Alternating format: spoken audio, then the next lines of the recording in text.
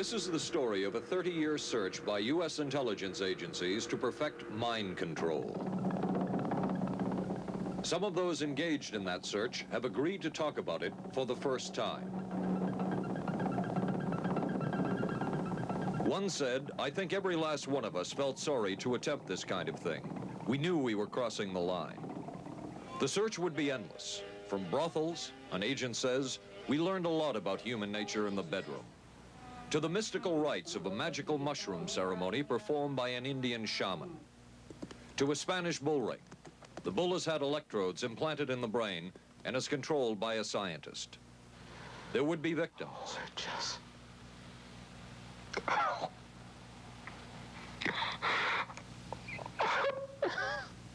One intelligence agency tried to peel this man's mind back to reveal its deepest secrets. I'll live through it. I'll live through it. This man worked on some of these programs. He would write of his work, "It was fun, fun, fun." This is the story of the search for mind control.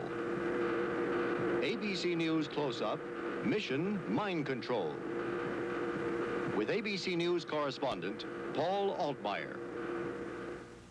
Flight 017, now boarding at 8. Mark? Anne. It's been ages. Can I buy you? Allow me. 2 Michelob Lights. Michelob makes a light beer? Perfect.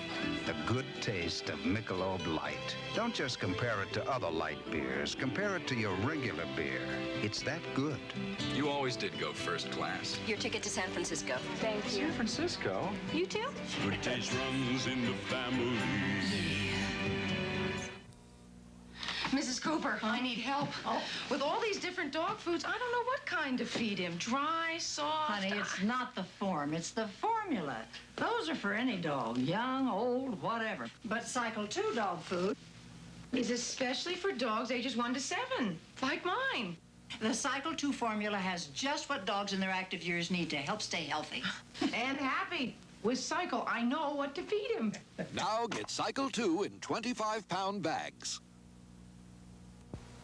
We are not professing to tell you the complete story of these activities. We are professing to tell you the complete story that we know. Right. But these records that we've uncovered don't tell the story. They tell pieces of it. This is a story that has been told in bits and pieces. This is an attempt to pull most of it together. We know we don't have the full story. We do, however, have some striking new revelations and insights. The story begins here, just off the nation's front yard, the Mall. The buildings behind me were the headquarters for the World War II Office of Strategic Services. It was here that the first halting steps toward mind control began. The shaper and molder of OSS was General Wild Bill Donovan. He said of his group's work, "We may have made mistakes, but we were not afraid to try things that were never done before." In this anything-goes atmosphere, Donovan appointed this man, Stanley Lovell, a Boston industrialist, to break new ground in many scientific and technical fields. Donovan called Lovell his Dr. Moriarty, after the fiendish professor in Sherlock Holmes. Lovell liked the name and posed for this Saturday Evening Post photo. He later wrote of his OSS job that it was, quote, to stimulate the Peck's bad boy beneath the surface of every American scientist and to say to him, throw all of your normal law-abiding concepts out of the window. Here's a chance to raise merry hell. It was in this atmosphere that the search for mind control began. This bizarre man would be an active participant in that search over the next 2 decades. His name is George White, an OSS captain who had formerly been with the Bureau of Narcotics. In his diary, seen here publicly for the first time, White left a legacy of the darker side of American intelligence work. He received his early OSS training at the British-run school at Oshawa, Canada, the same school where Ian Fleming, the creator of James Bond, was trained. White referred to the school in his diaries as the Oshawa School of Mayhem and Murder. Mike Burke, former OSS colleague of White's and now president of Madison Square Garden Center. Very compelling fella, mysterious fella, almost mystical fella. He was fascinating because you knew something about him, but not enough about him to really get a fix on him. He also knew a great deal about the swifter elements of society, the gamier side of life, and he was very impressive in his technical knowledge of the underworld, so to speak. He said one of our men gets beat up. He says, you have to act real fast and teach these guys a lesson. Charles Siragusa, a former narcotics officer and friend of White's. He'll come around, he says, and break your kneecaps. And with that, one guy laughed, and George would always have little Billy with him. And this one guy sort of naked. George White turned around and whapped him across the neck with it. Then he picked up a pool stick and started beating everybody up. He made his point. And he made his point. George White was not a man of understatement or subtleties. His boss at OSS, Stanley Lovell, referred to him as deadly and dedicated. In this note from White's diaries, it says, call Lovell regarding TD. TD was a rather transparent cover for Truth Drug. George White worked with the Truth Drug Committee here at St. Elizabeth's Hospital in the nation's capital. They experimented with mescaline, scopolamine, and marijuana on unwitting victims. The committee soon learned there was no easy panacea, no truth drug at this stage. But White and later colleagues would not stop trying. The goal remained the same. As this 1952 CIA memo says, the aim is controlling an individual to the point where he will do our bidding against his will, and even against such fundamental laws of nature as self-preservation. But it was a discovery here in Basel, Switzerland, at Sandoz Laboratories by Dr. Albert Hoffman that led the intelligence agencies of America to believe that they had found the panacea.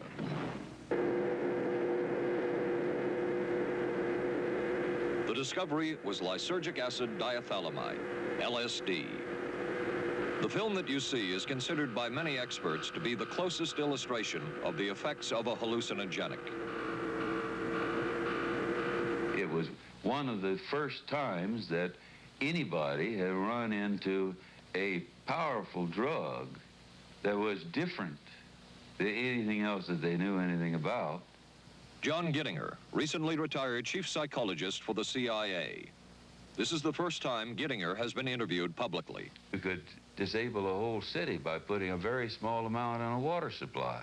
After all of these years of us, those of us who were involved in looking for this secret drug, this was the only thing that began to look for the first time like it might be something like that. The CIA's interest in LSD was intense. The worry was that the Russians would get hold of it. Were the Soviets into LSD? I'm going to have to say I'm sure they were, but if you ask me to prove it, I've never seen any direct proof of it. But at one point, intelligence information received from Switzerland said that Sandoz Laboratories was about to put 100 million doses of LSD on the open market. And it caused enough concern within the agency that the United States was prepared to buy the entire supply. However, a slight mistake had been made. The mistake is made public for the first time. I just found out on a new CIA document that there were no such large quantities of LSD on the market. John Marks has filed numerous Freedom of Information suits against the CIA and has unearthed much new material. He is the author of The Search for the Manchurian Candidate, a history of intelligence agency work with mind control. He is a consultant for this report. What happened is that there was a military attaché in Switzerland, an American officer, who got milligrams and kilograms mixed up. In other words, he made a mistake of thinking 1/1000th of a gram was the same as 1,000 grams, which is a mistake of 1,000,000 times. So when the CIA got the intelligence that there were 100 million doses on the market, in fact, there were 100 doses. The man who would oversee the CIA's research into drugs and most of the agency's behavior programs is this man, Dr. Sidney Gottlieb, a chemist. Dr. Gottlieb declined ABC News' request for an interview. In their never-ending search for the miracle weapon, CIA operatives searched here in the remote mountain areas of southern Mexico for what up to then had been considered a myth, magic mushrooms.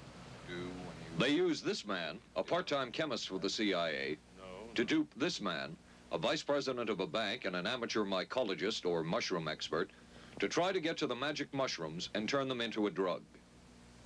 But it would be the amateur, R. Gordon Wasson and his colleagues, who would win the race and develop the drug psilocybin from the magic mushrooms.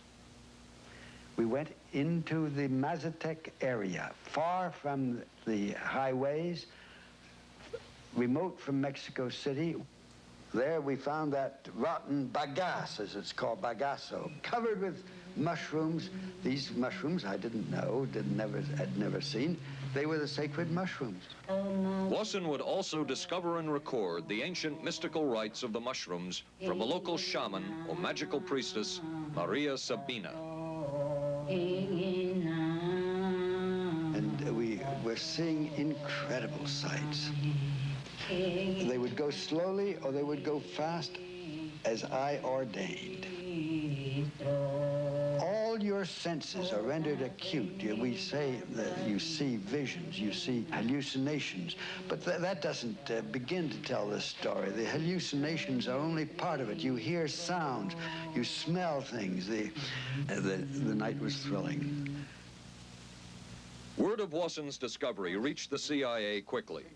Dr. James Moore, a University of Delaware chemist, secretly served the CIA preparing deadly chemicals on short notice. Moore was instructed to get close to Wasson and accompany him on another trip to Mexico to get the magic mushrooms. Internal documents show the CIA felt a drug derived from the mushrooms could remain an agency secret. What in the world were they looking for with the magic mushrooms? I think the best answer to that is that they were looking for fundamental information on compounds that would be capable of causing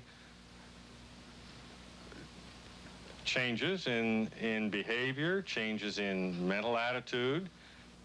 Did you ever consider what would have happened if any of these substances were given to, say, unwitting people? Oh, I don't remember having considered that specifically. What if you, I trust perhaps you've thought about it. Well, I haven't worried about it.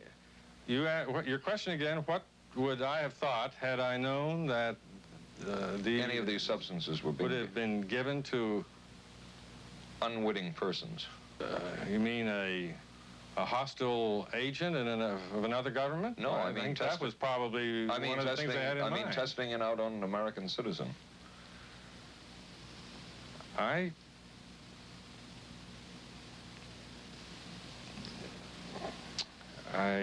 guess I must seem very, very cold-blooded about this, but I don't recall ever having been very much preoccupied with that issue. But many drugs were tested in this way. A decision was made at the highest levels of the CIA to do testing on unwitting Americans. As one CIA document says, such testing would be operationally realistic. A former CIA official who worked on these programs describes for the first time how the decision was made. He did not wish to be filmed or recorded. Thus his remarks are read by someone else. I think every last one of us felt sorry to attempt this kind of thing. We knew we were crossing a line. Every decent kid knows he shouldn't steal, but he does it sometimes. We knew damn well we didn't want anyone else to know what we were doing. The decision was made to do testing on unwitting victims. It was decided they should be on the fringes of society because they were most vulnerable. It was the borderline underworld, prostitutes, drug addicts, and other small-timers who would be powerless to seek any kind of revenge in case they found out. And as their predecessors had a decade earlier, the CIA turned to George White for help. White was now a high-ranking narcotics official, and by this time, the stories about George White were legendary. So the waiter says, "You may help you, monsieur?" And George White was busy talking with me. I paid no attention to the waiter, so the waiter tapped him on the shoulder, says, "May I help you, monsieur?" George White turned around, whipped his gun out, and stuck it in the guy's face like this in this crowded restaurant. George White did not mind bending the law, and he knew the street well. He was the ideal choice for what the CIA had in mind. We were Ivy League, white, middle class. We were naive, totally naive about this, and he felt pretty expert. He knew the whores, the pimps, the people who brought in the drugs. White set up so-called safe houses for the CIA in New York, here in Greenwich Village, and later in San Francisco, in this hotel, and in an apartment atop Telegraph Hill with a commanding view of San Francisco Bay. While the existence of these safe houses was disclosed last year, details of what took place within them has not been told. A former CIA official who worked in the safe houses reveals that they were used not only for drug testing, but to study sexual behavior and how it could be used to manipulate people. We did quite a study of prostitutes and their behavior. How do you take a woman who is willing to use her body to get money out of a guy to get him to talk about things which are much more important, like state secrets? We learned a lot about human nature in the bedroom. We started to pick up knowledge that could be used in operations. There would be victims in all of this, but as the agency knew, they couldn't fight back. Some entries from George White's diaries. Clarice gets horrors. Janet, sky high. As one agency memo says, we have no answer to the moral question. The safe houses were not the only testing grounds. Millions of dollars would be spent on LSD research at universities throughout the country. And word would begin to spread on campus about this so-called mind-blowing drug. And suddenly, there was the counterculture of the 60s. I give the CIA a total credit for sponsoring and initiating the entire consciousness movement, counterculture events of the 1960s. Dr. Timothy Leary, the 1960s Johnny Appleseed of LSD. The CIA funded and supported and encouraged hundreds of young psychiatrists to experiment with this drug. The fallout from that was that the young psychologists began taking it themselves, discovering that it was an intelligence-enhancing, consciousness-raising experience. I know that some of the studies in which the CIA had supported used as subjects people who later became strong proselytizers of LSD. So, in that sense, yes, I think it did sustain the perpetuation of the use of the drug. And it's rather ironic, isn't it? The counter case that I would make in relationship to that is to remember that the people who were doing the research were people who would be doing the research regardless of who was the sponsor. I don't think anybody working in that time in the remotest ever thought that it would blow up into the kind of thing that it did.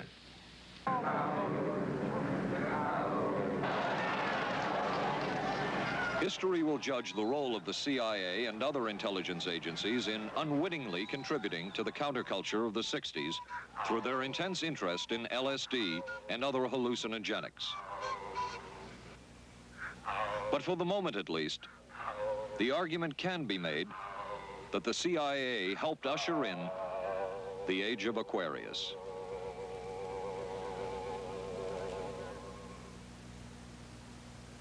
ABC News Close-Up will continue in a moment. Being careful about my body doesn't just mean major things like regular breast exams. I'm even careful about pain relievers. Plain aspirin sometimes upset my stomach, so I use Bufferin. It adds protection. I'm careful about what goes into my body. Bufferin gives me an added relief action I want. Tylenol doesn't. Only one leading tablet has both, an added relief action in many cases that Tylenol never provides, and protection ingredients, Bufferin. Now I'm careful to get both with Bufferin. Your sink trap's clogged with grease. Use Crystal Drano. I'll pour in Liquid Plumber. Don't. It may not work on that grease clog. No? Crystal Drano will. Look, Liquid Plumber's quiet. It's not melting that grease. But Drano is. It broke through. Will Drano hurt metal pipes? No. So Liquid Plumber didn't break that grease clog. I'm switching to Drano. To make clogs go, better use Drano. Saturday, live on ABC. the Forest Hills Men's Invitational from the legendary West Side Tennis Club. Then live, third round coverage of the most prestigious ladies golf event. Hollis Stacey goes for her third straight U.S. Women's Open title. And red-hot Nancy Lopez shoots for her elusive first Open victory. And on ABC's Wide World of Sports, rodeo excitement from the Wild West, plus high speeds, high thrills, hydroplane action, championship tennis, golf, and ABC's Wide World of Sports, Saturday.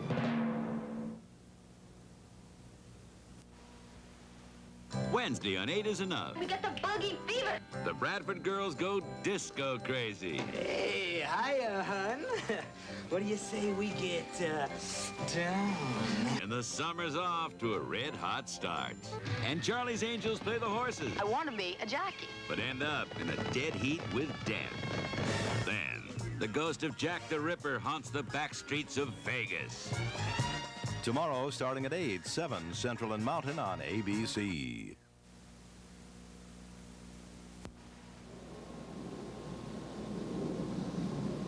Covering a span of history such as we are in this report, one can get sidetracked by the so-called glamour and mystery of espionage work or by the exotic qualities of some drugs.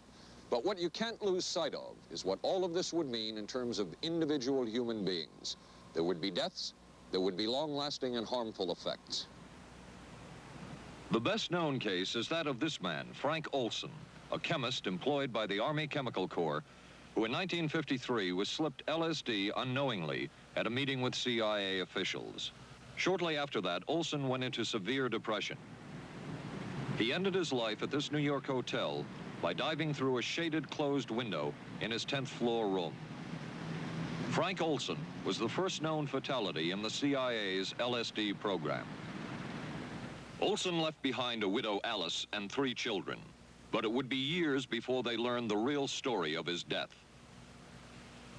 Shortly after his suicide, Alice Olson was visited by Dr. Sidney Gottlieb, the man who had administered the drug, and by Robert Lashbrook, his deputy, who was the last person with Frank Olson the night of his death. It was probably to check me out and see whether I was handling myself and handling the situation, whether I was hysterical. And I'm sure they left the house feeling ever so much better because I had been gracious and hospitable to them, so that I must have played right into their hand and made them feel fine. 23 years later, how did you feel about that meeting? My anger was unbelievable at how I had been duped for this length of time, and the anguish which was unnecessary. Anyone who knew during all of those years never told Alice Olson the real story of her husband's death. She would discover it by accident more than 2 decades later. In essence, it was a 22-year-long cover-up. Lyman Kirkpatrick was Inspector General of the CIA at the time of Frank Olson's death. But had not the Olson case occurred within the secret confines of the CIA, would not this case have been a prosecutable case? Perhaps manslaughter? I would think very definitely prosecutable, and certainly from the point of view of of Mr. Olson, why it should probably have been actionable. Frank Olson's suicide slowed down the CIA's testing of LSD and other drugs, but only momentarily. The CIA was not the only government agency interested in the possibilities LSD and other drugs presented for mind control. The Army Chemical Corps first started working with the CIA and then branched off on its own. It too tested drugs on unwitting victims, and a death would result. The case of this man, Harold Blower, a tennis pro, seen here with his daughter Elizabeth, is well known. In 1953, Blower was a private patient at the New York State Psychiatric Institute. He was given 5 injections of a mescaline derivative that was being tested secretly for the Army Chemical Corps. With the 5th injection, Harold Blower died. As with the Olson case, a 22-year cover-up followed, until finally the Army admitted the real details of Blower's death. Since the initial news stories of Harold Blower's death, close to 5,000 documents, previously classified, have been released by the Army and obtained by ABC News. They provide valuable insight into Army activities at the time of Blower's death and where the Army went from there with their own drug testing program. From a previously classified deposition of Dr. James Cattell, who administered the mescaline derivative. On the purpose of the drug testing, to produce symptoms similar to those that you see in schizophrenia. On how much the patient knew about all this. We didn't delineate all the possibilities of what might happen because then you contaminate your experiment. Cattell then relates that he never even knew what drug he had given Harold Blauer because of the secrecy of the Army experiments. We didn't know whether it was dog piss. This was secret. This was a secret. We weren't in on it. We asked Blauer's daughter Elizabeth for her reaction. What? How can anybody react to that? I mean, that is so far from what you'd expect from a human being, never mind a doctor, never mind a professional specialist who's supposed to care about people's minds. It's unbelievable. A suit filed by Elizabeth Barrett against the Army Chemical Corps is now pending in federal court. Other Army experiments continued on mental patients around the country. Work done at the Tulane Medical Center in New Orleans involved several drugs, hallucinogenics, and electrodes implanted in the brain. The chief researcher was Dr. Russell Monroe, now head of the psychiatry department at the University of Maryland. These are various progress reports written by Dr. Monroe and recently obtained by ABC News.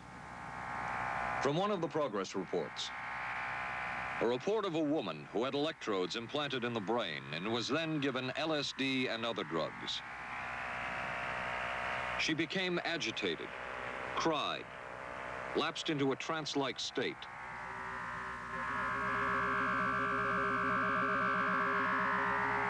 Felt as if she were about to have a convulsion, experienced waves of darkness and light, had bizarre sensations in her neck and legs, said somebody was trying to manipulate her body. At this point, Dr. Monroe wrote that the woman was obviously having paranoid ideas. As a layperson, perhaps you can enlighten me. What therapeutic effect would the type of experiment that I just described have on a patient? Well, the therapeutic effect would be indirect. Was this patient aware that she was being given LSD? Yes, I mean, they were told that they would be given some medication, and they specifically LSD? Well, we told them, I don't think that they would have even known what LSD was then at the time. They were told that they were going to they would be given some medications which might make them feel worse. Dr. Monroe, what do you think the Army Chemical Corps was looking for in all of this testing? They were looking for an incapacitating agent, an agent that would not harm the person permanently, but would incapacitate them temporarily. That seemed like a humanistic way to wage a war, if war is necessary. When James Thornwell was given LSD by Army intelligence in 1961, this time it was no experiment. This time, the express purpose was to peel back Thornwell's brain to bear any secret within it. This time, the Army had gone operational. Thornwell, as reported on ABC last January, was an Army private stationed in Orléans, France. Classified documents were missing from his unit. Thornwell became a suspect. His 2.5-month interrogation included administration of sodium pentothal, hypnosis, isolation, and deprivation of sleep. Army documents obtained by ABC News refer to this interrogation as conventional. Despite the severe questioning, Army intelligence was getting nowhere with Thornwell, and it was decided to slip him LSD. For 16 years, Thornwell never knew what had hit him. Tell me about the acid. I'd rather not. It's a bad trip. It's a bad trip. That was a bad trip. The pain was so excruciating. Felt like somebody was sticking me with 1,000,000 pins. You know, just everywhere. Oh, it just... Oh.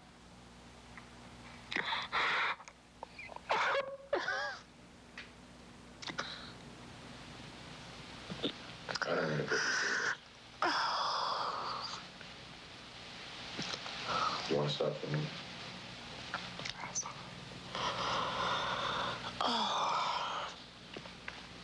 I walked around.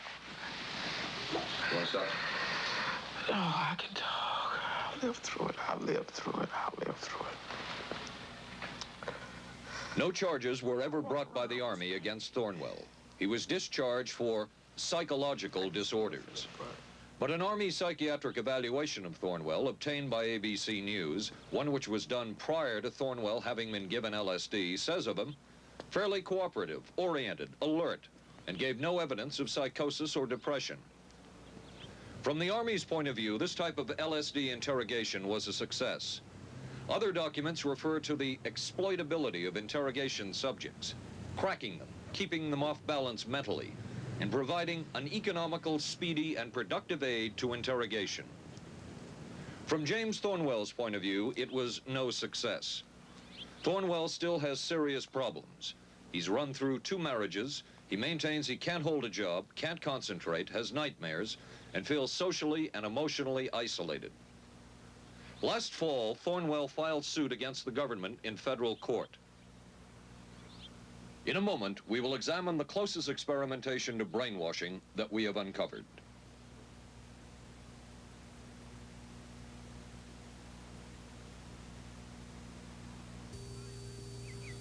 Oh, for crying out loud. Something wrong, Will? You pick up a paper these days, you learn life isn't as simple as it used to be, and neither's food.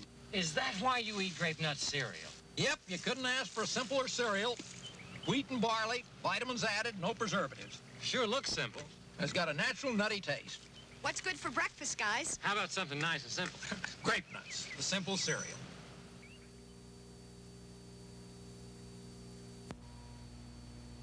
Maxwell House is coffee you can count on.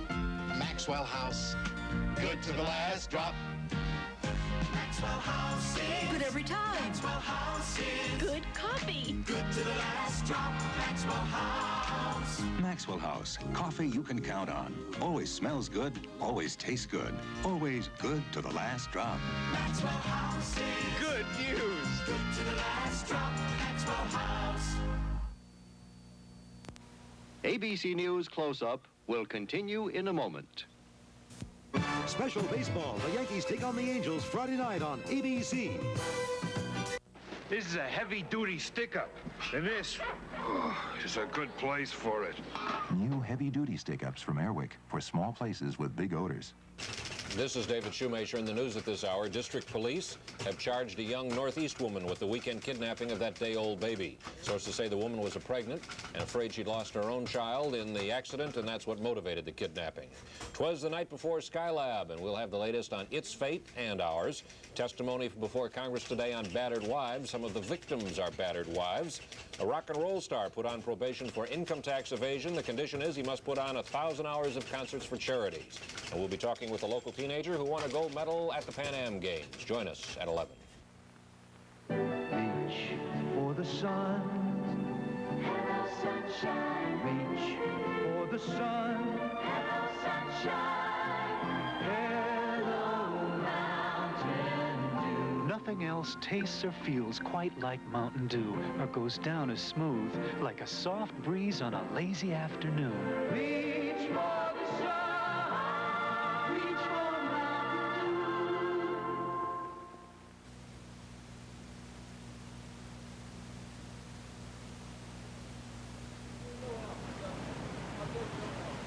By far, the most chilling experiments we have uncovered took place at this Gothic estate called Ravenscrag, halfway up Mount Royal in Montreal. It houses the Allen Memorial Institute of Psychiatry of McGill University. It was here that the CIA funded a series of experiments, severe experiments. The work was done by the Institute's then director, Dr. Ewan Cameron. It is the closest experimentation to brainwashing yet disclosed. His work, unprecedented in psychiatry, consisted of 3 areas which he called sleep therapy, psychic driving, and the ultimate depatterning. Dr. Maurice Dongier, current head of the Allen Memorial Institute. In his psychic driving, so-called type of therapy, he would give the patient intensive electric treatment in order to make the patient regress deeply, become forgetful. and then he would attempt to implant new ideas in the mind of the patient. Now, to a layman, it would appear that Dr. Cameron was trying to take the slate and wipe it clean, the slate being the mind. In other words, brainwashing. Exactly, that's a very good comparison. Brainwashing. Yes, if you like. Val Orlico of Winnipeg, Canada, the wife of a member of the Canadian Parliament, was a patient of Dr. Cameron's. She entered the Allen Memorial Institute because of severe depression.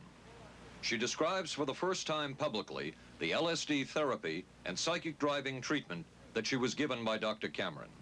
And then the drug began to take hold very rapidly because it was an IV injection. And things became very furry and very frightening, and had a lot of sensations that it's very difficult to recall. Nobody explained it to me. Nobody ever asked me if I was willing to do it or anything. He had this feeling that he would be able to get through the resistance of illness and to reach deep changes very quickly. Did he? I don't think that when you look at that in retrospect, the hopes that he had have been in any way fulfilled.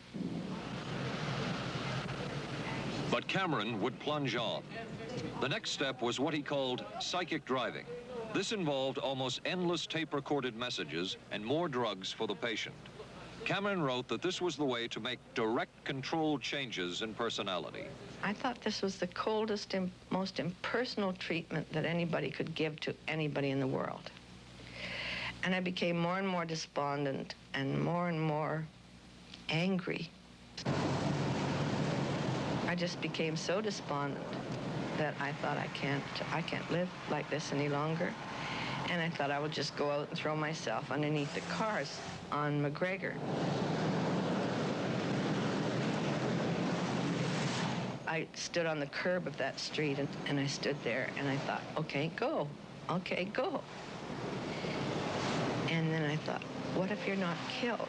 What if you're just maimed? What if you don't die and you live and you can't even talk anymore? And I couldn't do it. The most severe technique Cameron used was depatterning. He described it as breaking up the existing patterns of behavior by means of intensive electroshock therapy with prolonged periods of sleep. He carried out these experiments in something he called the sleep rooms. People in there were like babies. They cried and they were very disoriented. And we were very afraid of the sleep room. We used to walk very carefully against the side of the corridor that was opposite the sleep room with our backs to the wall when we'd go by. Cameron used this combined sleep electroshock treatment on patients as long as 30 days. One patient he kept asleep for 65 days. Cameron retired, and his successor, Dr. Robert Cleghorn, ordered a follow-up study on the patients treated with Cameron's depatterning method. It showed that it was no more beneficial in its result than the use of more conservative methods. But the follow-up study showed that 60% of those who had been depatterned still had amnesia for periods of anywhere from 6 months to 10 years. That's quite a memory loss, isn't it? That is a memory loss. Indeed it is. It's I think, more than desirable. In retrospect, does Dr. Cameron's experimentation and his treatment appear harsh? I would say yes. I mean, this forceful type of approach that I was describing to you is definitely, it can be said that it's harsh.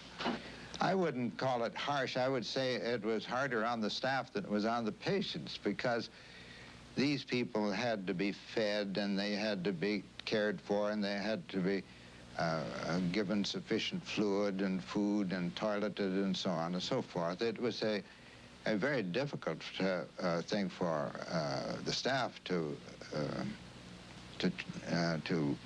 follow these patients properly and see that they did well. Well, I'm glad he was concerned for the staff. But damn it all, I wouldn't. I could have maybe had a different kind of life. And that makes me angry and sad, and I don't know how to explain how I feel, really. I just. How did you feel when you learned that Dr. Cameron's experimentation was financed by the CIA? Well, I thought, oh, I can't even use the word that I thought, because I thought, that bastard. And he was too smart. He knew who he was working for. And, excuse me, but I just, I just can't, sometimes I can't believe it, and yet I know it's true. If you had the opportunity to say something to the people at the Central Intelligence Agency who financed this study, what would you say? I realize the CIA is a very important organization, and they have a very important job to do.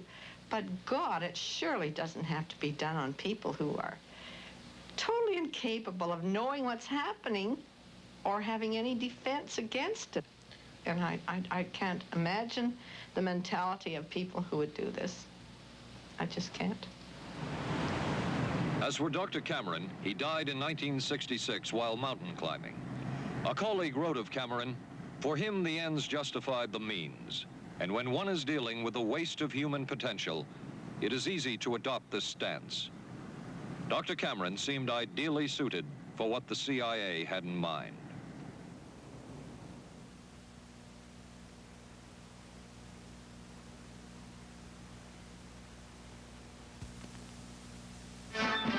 America is adapting to the shape of things to come. Triumph TR7 with 5-speed transmission or optional automatic. Wide steel belted radials, front disc brakes, front end spoiler, rack and pinion steering. Triumph TR7. No other sports car looks like it. No other sports car drives like it. Triumph TR7. The shape. Hey, don't worry. They just got lucky. I'm sorry. I let us down. Forget it. We'll beat them next week. No, I really let us down. Come on. How about a Michelob Light, huh? Michelob makes a light beer? Sure. The good taste of Michelob Light. Don't just compare it to other light beers. Compare it to your regular beer. It's that good. This Michelob Light is great. Hey, you know what our real problem was today? Yeah, you were terrible. Good taste runs in the family. The many roles I play call for many hairstyles. So I use hot curlers, blow dryers, things that can be brutal to hair. I switched from one conditioner to another looking for help. Then came Alberto VO5 hot oil treatment. It works just like a salon hot oil treatment, but takes less time and money. I just heat a tube, smooth it in, and shampoo. My hair's left silky, shiny, more manageable than I ever dreamed. Alberto VO5 hot oil treatment. I'll never switch again. Thursday. I could move a few of my things over this morning. There's a scandal in the 12th when Wojo gets a roommate. Hi. In a Barney Miller special. I'm a prisoner of my biological urges. Sorry to hear that. Then authorities say this Texas motorcycle gang murdered a federal judge. People are always scared of something they don't understand, and they don't understand us, so they're scared. Geraldo Rivera investigates dope, death, and the banditos on 2020. Thursday, starting at 9, 8 Central and Mountain on ABC. It was the Cold War, and especially the trial of Joseph Cardinal Mindszenty, who was forced to testify in a Hungarian court that he was a spy. And then later, the Korean War, with the coerced and mainly fraudulent confessions of American servicemen. My information took place on the... that would spark intense interest in intelligence circles about brainwashing. The CIA secretly commissioned a study of communist brainwashing methods at the Cornell University Medical Center. A leader of that study was Dr. Lawrence Hinkle. He explains first the Russian method of controlling and breaking a person. Absolutely isolated from everyone else, with one man whose job it is to get you to write the extent to which you are a criminal. In this setting, you can get people to do most anything, do you see? Because you don't have to lay a hand on them. And by the time you get through and you go up before the judge, the fellow says, "Were you a spy?" He says, "Yes, I was a spy." The Chinese never really had this kind of a state police system.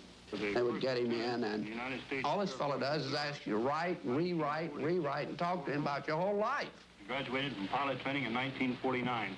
While the purpose of the study was to find out about communist brainwashing techniques, CIA documents show that the agency was interested in developing mind control methods of its own to precondition and control Chinese living in this country to be sent back to their homeland as CIA agents. What do you think they were looking for? Well, I think they weren't looking for agents or anything like that. Yet the agency's perception of the work you were doing, in CIA documents we have examined, it says that the project that was being done here, they intended to use everything learned about the new agents to induce them to, quote, to perform acts of a complex, purposeful nature. Yeah, but that was never done. The effects of which may be out of keeping with the individual's previous behavior. That sort of thing was never done. Those people were not, that was, when they first came here, the first people they sent up to see us, you see, were operational type people from the CIA with some rather wild ideas. Okay, this is their perception of it, if I could just continue. No, it wasn't their perception of it either.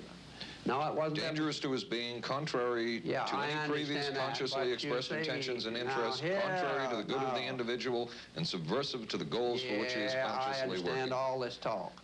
But the situation was, you see, those things were never done because of wise people on both sides. We not able to do this nor interested in it. They were, though. Some of the low-level people were, but the high-level people were not. To tell you the truth. But documents clearly show that the CIA was attempting to develop agents over whom they had as much control as possible. Agents who would perform tasks contrary to their own good. Normally conditioned American who's been trained to kill and then to have no memory of having killed. His brain has not only been washed, as they say, it has been dry cleaned. Is a Manchurian candidate, controlled by others to do things against his will, possible?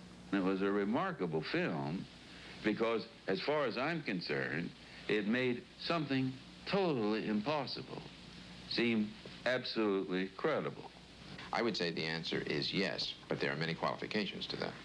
Dr. Milton Klein, a psychologist, a clinical and experimental hypnotist, and unpaid consultant to the CIA. The qualifications would be the subject selected to produce the kind of behavior that you wish, the amount of time, the procedures that are utilized, and the motivations of the people who are designing, executing, and administering the procedures. You're asking whether an individual can be, under hypnosis, influenced, coerced, persuaded, shaped to perform an antisocial act, or a destructive act, or an act of violence. My answer would be yes. Captain Marco, will you be good enough to lend Raymond your pistol, please? Yes, ma'am.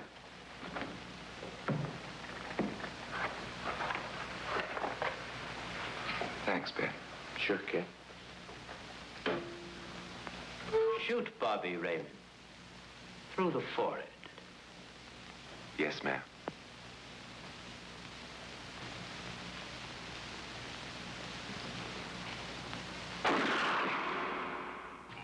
How valuable a tool can hypnosis be in the intelligence field? None whatsoever. It has absolutely no use because nobody's ever been able to do that I know of, do it in an operationally feasible way.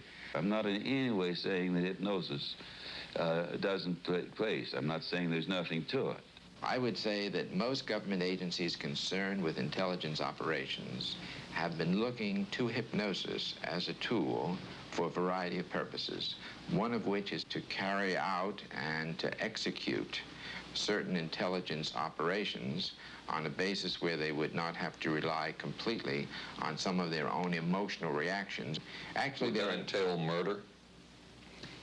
It could, if you consider that an act of killing someone under circumstances of war is murder. I think one has to define what that means. Under circumstances of peace? Under circumstances of peace, it would be murder. Another former CIA agent says that Fidel Castro at one time was considered as a possible target for a Manchurian candidate. Castro was naturally our discussion point. Could you get somebody gung-ho enough that they would go in and get him? But if you have 100% control of a guy, you have 100% dependency. If something happens and you haven't programmed it in, you've got a problem. So in the end, it was decided that a Manchurian candidate was not feasible. But the search for mind control continued. But could the mind be controlled? Perhaps not. But is human behavior predictable? In this area, the CIA did make a significant breakthrough. A personality assessment system designed by the agency's chief psychologist, John Gittinger. It comes close to being able to predict how humans will behave. It's really a descriptive system, an attempt to try to describe personality in a relatively systematic way so that hopefully you can get some kind of an idea to predict what the behavior between different kinds of individuals. Gittinger's system had many uses in intelligence work. One was to draw personality portraits of world leaders. Using Gittinger's system, the agency concluded the Shah of Iran is a brilliant but dangerous megalomaniac whose basic problems resulted from an overbearing father. And there were other applications. Your assessment staff played a key role in helping other governments pick their police intelligence agencies, including, we've learned, the Korean CIA, Uruguayan National Police. Can you tell us about this? No. Author John Marks. The former #2 CIA man in Uruguay told me how in 1966, John Gittinger and an assistant traveled down to Uruguay and gave the tests in order to select members of the Uruguayan intelligence service. A psychologist who used to work for the CIA told me in 1961 he personally traveled to South Korea as part of an American CIA effort to set up the Korean CIA and to give the personality tests to candidates for the Korean CIA to choose the best man for their secret police.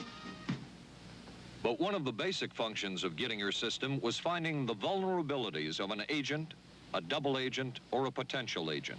In its applicability to intelligence work, isn't the PAS system looking for a person's soft spot?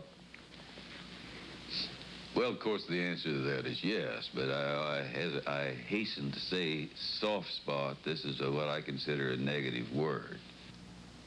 Of the hundreds of behavioral projects undertaken by the CIA, Gittinger's appears to have been one of the more successful and more conventional. Other experiments were not as conventional. Neurophysicist Dr. Jose Delgado was financed by the Office of Naval Research. In this experiment, the bull is sedated. Electrodes are implanted in its brain.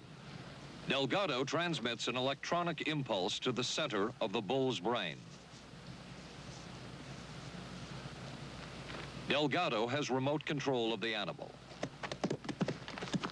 Recently released CIA documents refer to the feasibility of remote control of animals and that special investigations will be conducted toward the application of selected elements of these techniques to man.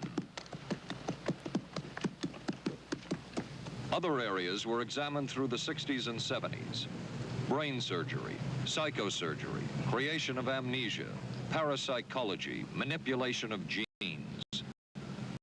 Even though past and present CIA officials have indicated this kind of work ended in 1963. Whole truth, nothing but... And one of those who took part in these programs. Thank you, sir. In 1977, the Senate subcommittee heard testimony from many of them, but the testimony was not that revealing. According to one of them, they agreed amongst themselves to keep the inquiry within bounds that would satisfy the committee. Former narcotics officer Charles Siragusa says that he was asked to limit his testimony by the man he reported to at the CIA. He wanted me not to say anything. To perjure yourself. That's right. Well, either that, I'd have to perjure myself or take the Fifth Amendment. And I'm not about to take the Fifth Amendment for anybody. Okay. Former CIA chemist Robert Lashbrook testified he had no first-hand knowledge of the agency-run safe houses when, in fact, he supervised one of them. There was very little... And according to George White's diaries, was at a safe house when White conducted what he called an LSD surprise experiment. Dr. Sidney Gottlieb, whom we recently filmed near his California home, oversaw many of the CIA behavioral programs. He retired in 1973 and destroyed the records of this work. In sort of a valedictory letter, Dr. Gottlieb wrote that he and his colleagues had been able to maintain contact with the leading edge of developments in the field of biological and chemical control of human behavior. Dr. Gottlieb also testified before the Senate subcommittee, but from an anteroom where he could not be filmed because of what his lawyer termed health and cardiac problems. Dr. Gottlieb declined ABC News' request for an interview. And what of George White, the man who helped the agency in so many of its programs? He would retire here to Stinson Beach, California. And shortly before his death, he wrote to his boss at the CIA, Dr. Sidney Gottlieb, and summed up his career by saying, "It was fun, fun, fun. Where else could a red-blooded American boy lie, kill, and cheat, steal, deceive, rape, and pillage with the sanction and blessing of the All-Highest?" Has mind control been achieved? From all of the available evidence, it appears doubtful. The human will has prevailed up to this point. But as we have seen, work is continuing in this field, work that we still don't know very much about. How deeply are the Russians and other dictatorships into all of this? We really can't say, and the CIA is reluctant to give out information about it. But the basic question remains, what place does all of this have within a democracy? One final point should be made. As one of the persons who worked on these programs told us, we are very capable, conscientious, and very dedicated scientists working for our country. Their work speaks for itself. This is Paul Altmaier for ABC News. Good night. Here's a great idea. Potato peeler? Nope. Hair curler. It's Vanish Bowl Freshener. Freshness in a snap. Snap it under the rim and it freshens 2 ways. It's always there to freshen. Then when water hits it, extra deodorizer and detergents are released, working best when and where you need it. When the bowl's fresh, the bathroom's fresher. Snappy idea. Vanish Bowl Freshener. Vanish for a cleaner bowl and a fresher bathroom. What do doctors recommend for pain today? This report shows doctors' #1 choice is the pain reliever in Anacin. 5 million recommendations last year for pain of headache, backache, minor arthritis, and muscle ache. The ingredient in Anacin is the doctor's #1 choice. Anacin is strong, a special combination of medical ingredients free of stomach upset for millions everywhere. The ingredient in Anacin, doctor's #1 choice.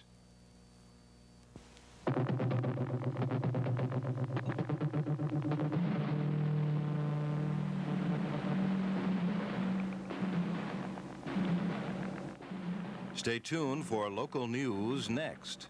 Then live from the Johnson Space Center in Houston, ABC News will track the approach of Skylab as it nears re-entry. Skylab, the final hours.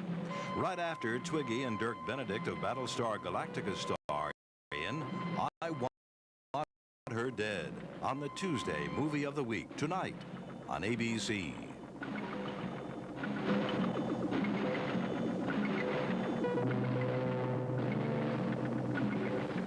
This has been a presentation of ABC News.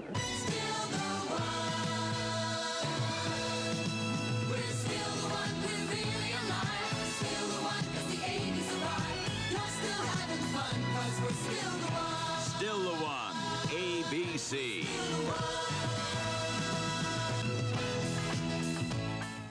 Skylab nears its final orbit. An arrest in the kidnapping of that newborn baby. A rock star sentenced for income tax evasion, and a local gymnast talks about her winning performance in San Juan. News 7 is next. We were concerned about our monthly electric bills, so we called Pepco for help. They sent us this EnergyWise home audit. Just take a few simple measurements and answer the questions. Then mail them back to Pepco. Then Pepco will, free of charge, analyze your home's energy use and send you back a list of recommended changes to help you save money on your bills. Write today for Pepco's EnergyWise home audit to help